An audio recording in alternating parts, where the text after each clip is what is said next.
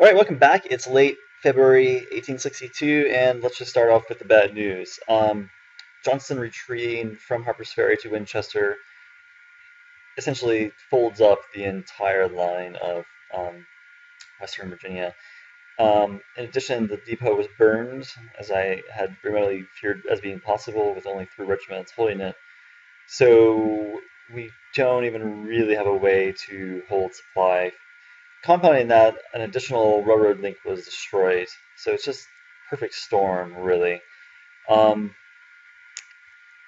Basically, what's happening is I'm pulling all the forces east, and some of the forces. Basically, everyone's going to be making their way um, to Warren, Virginia, in the Strasburg Depot and city.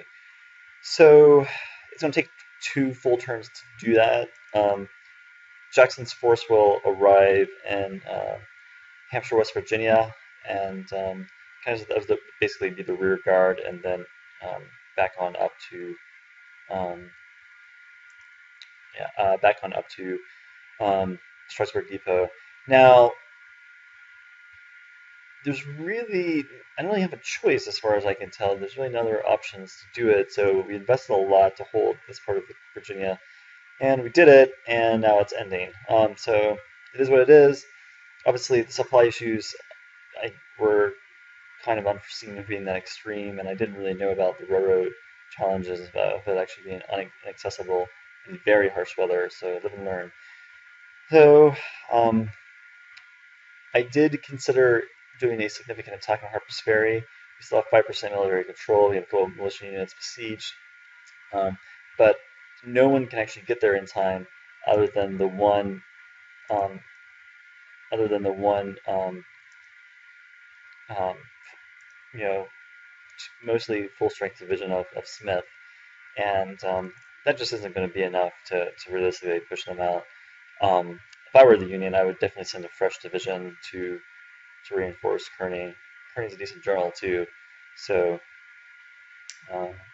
yeah.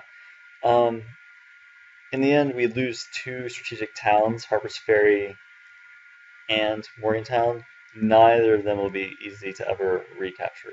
So it's February 1862, and unless something the Union really gives us opening, probably aren't going to be able to get back to them. What it means is our new line will basically be from Manassas to Winchester. We'll start to dig in Clark, Virginia. So I'm actually stopping the regiments that were on the way to the valley to reinforce, and they'll start to dig in. As you can see here, there's a lot of movement. Basically, Johnson will hold in Winchester, Smith and both Smith, yeah. Gustavus Smith, and then of course Smith's division will go to Clark. A very reduced Evans division, whose forces are mostly staying in the valley, will go. 1 brigade here will go to Manassas. Supply will go to Clark, and then of course these cavalry regiments that are decimated will recover. In Manassas, we're left with basically 2 divisions, but we do have another large brigade on the way, Texas Brigade. So that's pretty much the situation. We need about 2 turns to basically reorganize. So it is mud in the area. Let me bring up the weather map. As you can see, it's very, very muddy. So it's going to be difficult for the Union to move into this area because of the mud. I do want to briefly kind of point out what's going on in the objective cities. Here's Norfolk, power 315. Here's Wilmington, power of 156. You can see there's a small division here. Here is Charleston, 133, and here is Savannah, 200. All of these I need to get some small supply wagons, and then ideally some more forces. We had some problems with the draft cards last term. They didn't all fire, so I've redone them. It said they were available in those regions, but they came back and the message said no. Actually not available. In Kentucky and Tennessee, there's a whole bunch of forces arriving from mostly New Orleans and Pensacola. Forrest will be attacking what's in Newport, Tennessee with 2 cavalry regiments. Out in Kansas, as you can see, we're pretty much taking control over much of the area. The Union isn't really contesting it right now, but of course I don't think they can, considering the weather situations. You can just see like it's basically snowy all over. They did move on Leavenworth, the strategic town. Ricketts' brigade was bombarded on the way, and they arrived and did not attack. So they may be forced to attack this turn. We do hold it by Wadi's mostly Indian forces, but of course one militia unit and artillery battery. The objective is for Shelby's cavalry division to recover into Fort Belmont and then to move on Fort Smith and basically capture the 1st New Mexico Cavalry there. Apart from that, the only other Union contingent is in Mound City, which basically the Unionists took over the town. We're back in Springfield with McCulloch with the division, and he does have some supply there, but not a whole lot. So hopefully we'll be able to move up a little bit more supply from Fayetteville soon. Yeah. Out west, because the last thing I'll show is I formed a division here with Baylor, and Sibley will be leading it. So they're basically moving into southern New Mexico here, or sorry, east, what is that? Socorro, New Mexico. And then think about moving on Santa Fe. That is a strategic town, so we could pick up some points there. Meanwhile, we do have a decent amount of supply at Fort Stanton, so I'm hoping that Sibley's wagon will be accumulating that supply there to resupply. As far as what we are recruiting, you can see there's actually not a lot of production. This turn I'm recruiting a decent-sized brigade in New Orleans and one small brigade in South Carolina, and then an HQ unit. We do have replacements still being requested.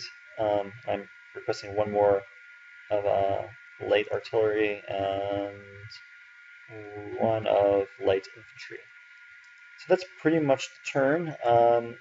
What I expect to happen is this turn they will take Harp's Ferry. Next turn they will take Morgantown, and hopefully we can destroy as much of the railroad here in Western Virginia as possible, and be on our way to moving the forces basically all back to the valley.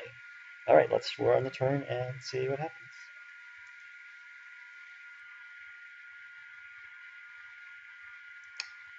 All right, we're back. Basically, as you can see, our forces have retreated out of Morgantown. There are now 4 railroads that have been destroyed.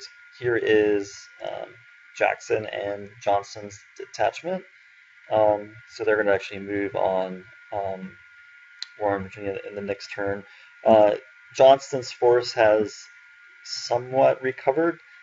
Their power is now up to 802. You can see the hits that they're still taking. So it's going to probably be about 2 more turns before they fully recover. I don't really understand.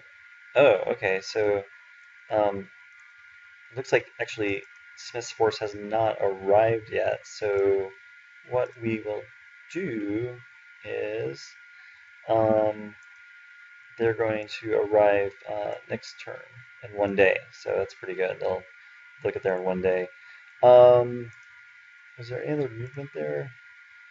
Yeah, a lot of the cavalry has recovered.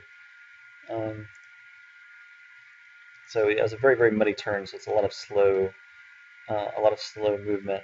No battles out in Virginia.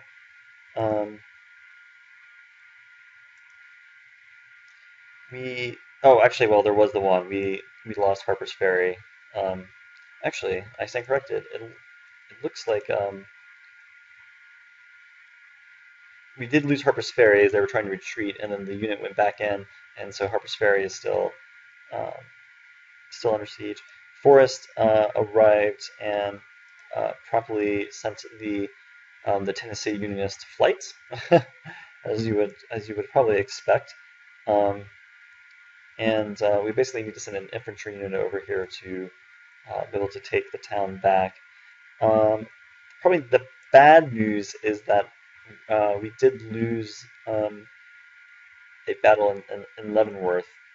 Combined cavalry, well, two brigades, it looked like had arrived. Um, and this is actually the infantry brigade. The infantry brigade actually arrived boats. So we will, as you can see, we'll have to either consider about retreating, or do we want to attempt to move Evans back up here and fight. It's actually really, I think it's actually really hard. It seems to at least hold this by the Confederates. I had to leave, because of the supply, and there just isn't enough, supply in the area to really have the Confederates, it seems like, hold a division. So at least in the winter, that seems to be the case. So I'll have to consider what to do. I did want us to point out what's kind of going on in New Mexico. Actually, Sibley hasn't arrived yet. He arrives in 1 day. You can see that there is a force here, and that is Carson at 154. Looks like they were moving, so they've arrived. So actually, though, I think it's good to be back on this side because it puts us, there's a river. Is that a river? I don't know, it's actually a state line. No, it is a river. It doesn't say what river that it is. Oh, silly me! It's the Rio Grande. Yeah. So the names are sideways there. It's like, what river is that? Oh, it's the river Rio Grande. Anyway, so that puts us back on the other side of the Rio Grande, which, of course, as we can see up here, puts us on the right side of where Santa Fe is, and that is really our objective is to take Santa Fe. So, yeah, still no movement out here, and in western Arizona. So there's couple of positives. One is that our Tuscan's not an objective city. You can see that we hold it, and Kearney will be able to reinforce and provide some more command points in 19 days. So, all right, let's take a look at the messages. All right, so we have some forces that have been trained. Let's see. One of this is, okay, mostly movement. There's this is what I was telling you about. Basically, one unit was destroyed. It looks like the other one fled back into the town. Some more movement. Yep, here was Forrest, easy victory. Let's see what else. Here was, excuse me. Here was the loss in Leavenworth. So they are still there. Actually, you can see that they're still there, and they have not retreated. But there's really, there's not much power of them left, and some of them have taken pretty big hits, as you can see. In fact, were any of them destroyed? 1, 2, 3. No, we didn't have any units destroyed, so that's probably the one positive. So if we want, we'll probably be able to get out of there.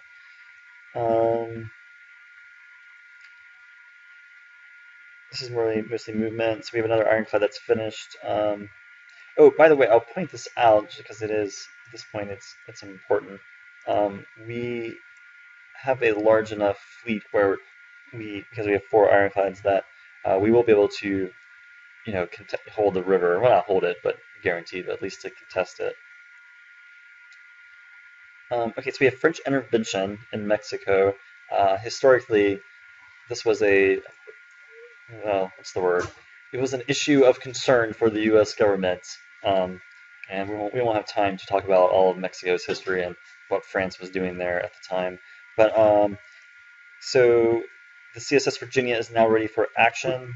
There is the Union counterfeiter, Honest Sam Upham, Philadelphia printer.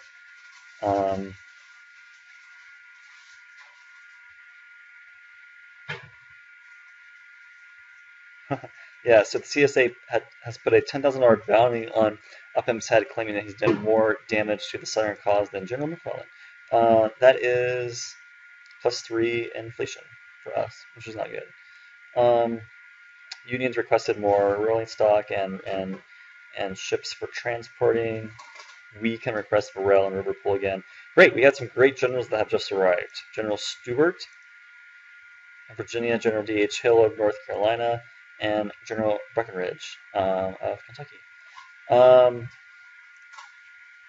First Cherokee has been reformed. Interesting. Yeah, okay. And let's see, academics, Williamsburg, New Hampshire, West Virginia. Of course, it hits Jackson's force. Although it looks like it didn't actually hit them. It probably hit the forces there previously. And Bowling Green. Is that right? Yeah.